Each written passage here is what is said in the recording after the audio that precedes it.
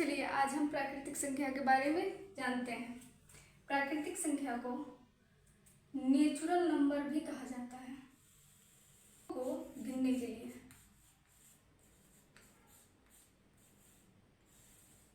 ठीक है, इनका उपयोग वस्तुओं को गिनने के लिए किया जाता है, इसलिए इन्हें गणन संख्या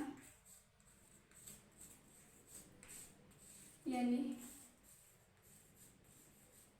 काउंटिंग नंबर भी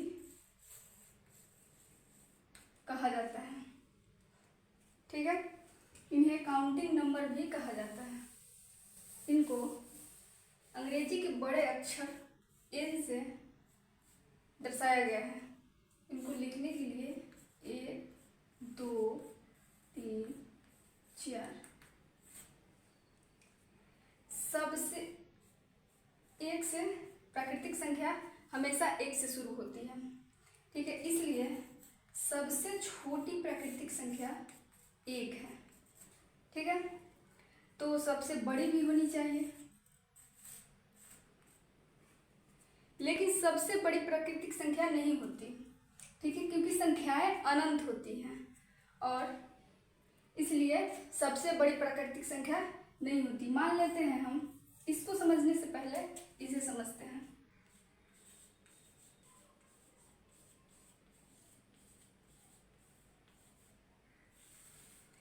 सक्सेसर यानी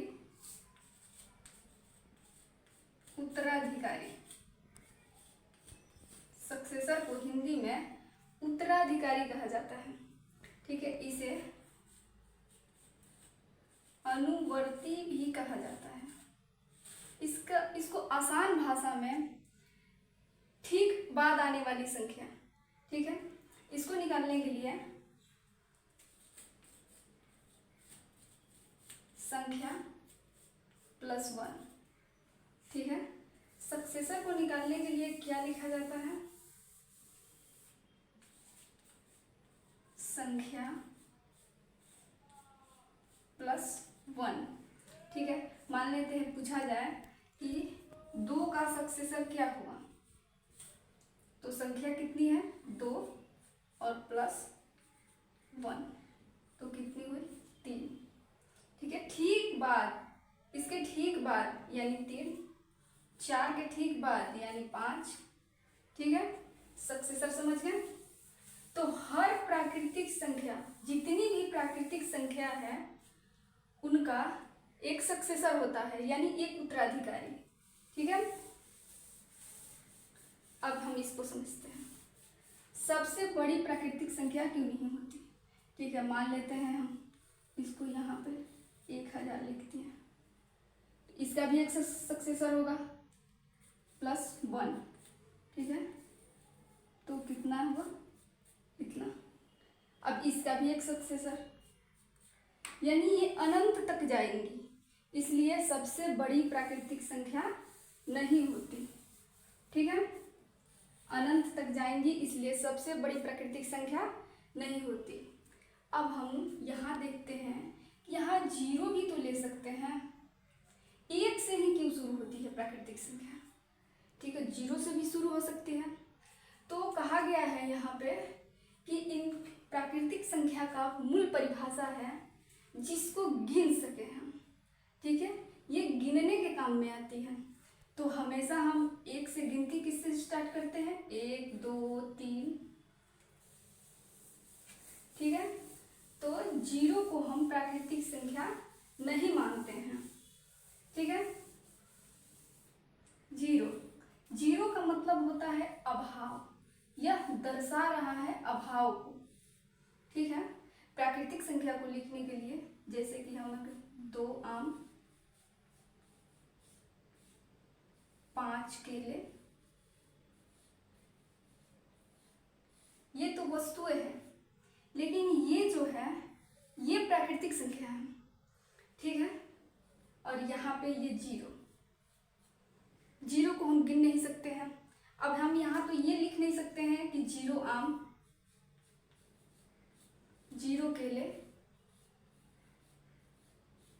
इसलिए 0 को प्राकृतिक संख्या नहीं माना जाता।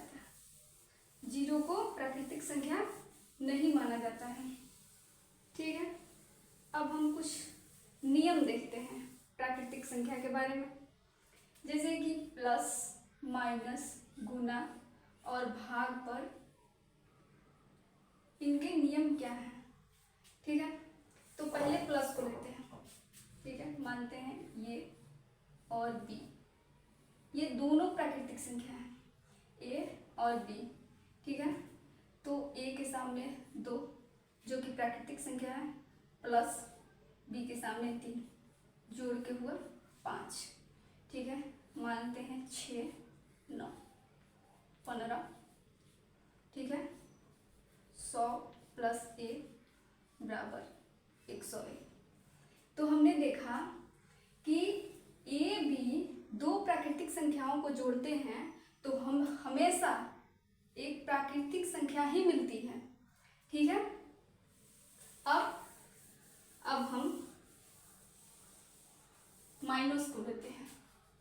ठीक है, ए माइनस बी। ठीक है, यहाँ पे हम 5 रखती है, यहाँ पे 2 बराबर 3। ठीक है, और यहाँ पे 2 माइनस 7 बराबर -5। ठीक है, ये तो प्राकृतिक संख्या है लेकिन -5 नहीं है, क्योंकि हम गिन नहीं सकते। माइनस किसी भी वस्तु को गिनने के लिए -5, -6 तो गिन नहीं सकते हैं, इसलिए प्राकृतिक संख्या 5 -5 नहीं है, क्योंकि ये ऋणात्मक है। ठीक है, ये क्या है, ऋणात्मक है, और ऋणात्मक संख्याएं प्राकृतिक संख्या नहीं होती हैं। ठीक है, तो ये ए माइनस बी, जब हम एक संख्या को दूसरी संख्या से घटाते हैं तो हमेशा जो है प्राकृतिक संख्या नहीं मिलती है। गुना को देखते हैं, ए गुना बी। ठीक है, तो ए को मानते हैं 3 गुना 5, 15, 8 गुना 9, 72।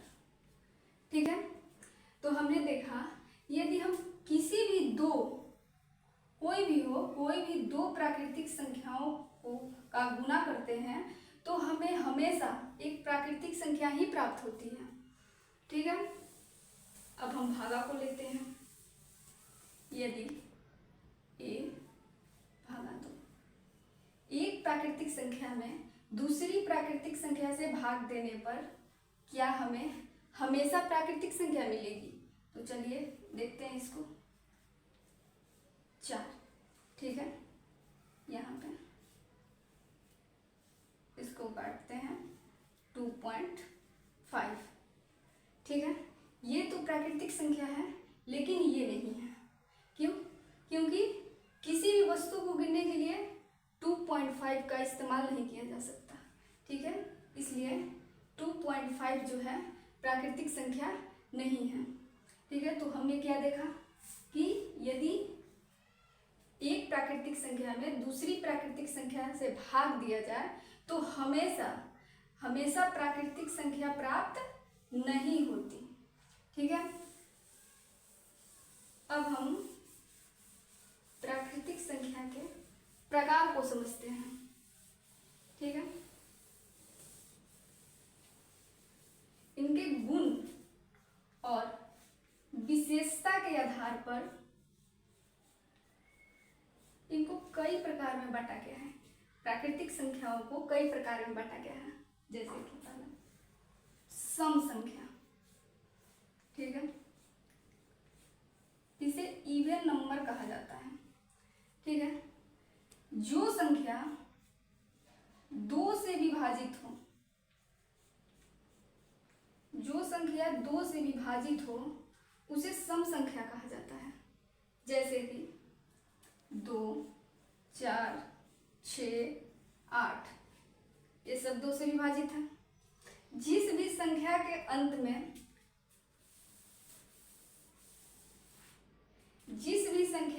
में 2, 4, 6, 8 आ जाए वो क्या है? 2 से विभाजित है, जैसे कि 28 2 से विभाजित है, यहाँ पे 0 भी होगा, ठीक है। 2 से विभाजित है, 2 से विभाजित है, ठीक है। तो अब हम समझते हैं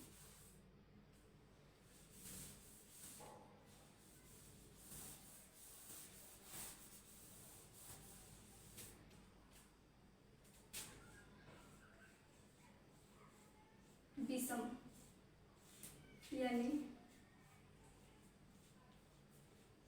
ऑड नंबर के बारे में, ठीक है। विषम संख्या के बारे में, जो संख्या 2 से विभाजित नहीं हो, ठीक है, और 2 से विभाजित करने पर हमेशा एक शेषफल हो, ठीक है, उसे क्या कहा जाता है, विषम संख्या। जैसे कि 1 3 5, ठीक है, 7 9, ठीक है, समझ में आया। विषम संख्या किसको कहा जाता है, ठीक है। अब है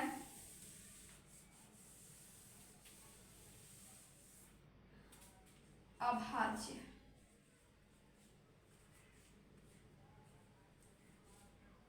अभाज्य संख्या, इसे प्राइम नंबर कहा जाता है, ठीक है। इसको वे संख्याएं जिनका एक और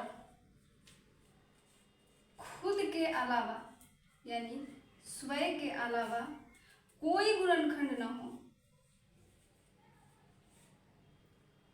कोई गुणनखंड न हो, उन्हें अभाज्य संख्या कहा जाता है, ठीक है। जैसे 2 3 5 7 13 11 और 13, ठीक है। अब लेते हैं हम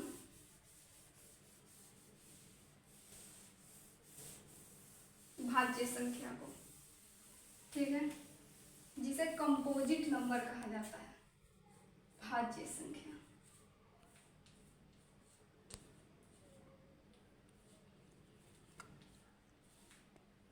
वे संख्याएं जिनका एक और स्वयं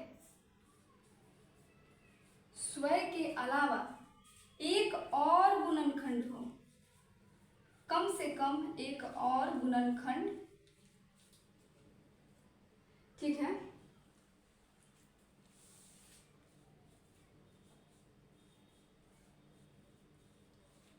अलावा एक और गुणनखंड हो, उसे क्या कहा जाता है, भाज्य संख्या।